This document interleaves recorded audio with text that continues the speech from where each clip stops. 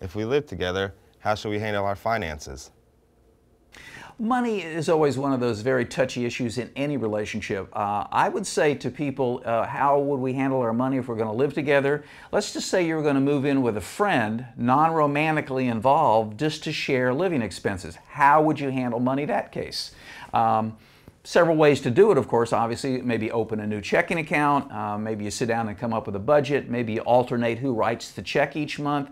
But that same strategy is important for a couple when it comes to money, because money many times is much more than just the dollars and the cents. It's about power, it's about control, it can be used to manipulate. So if you can have a productive conversation about money, that can go a long way to help you around other more difficult things to talk about, like sex or friends of the opposite sex, or how to deal with the family when you go to visit them during the holiday season. So talk about money, get very clear about it.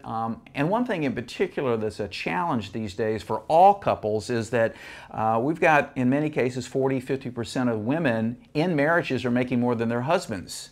And so one of the things to keep in mind is, what does money mean to that man? What, you know, the tie to the ego and the self-concept.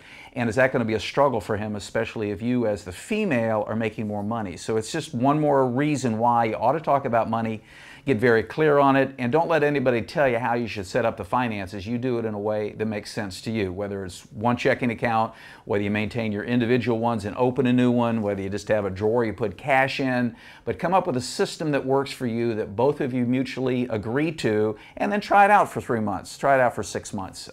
Readjust as need be and just keep on going, but handle the money issue and you're going to handle a lot of other factors in your relationship.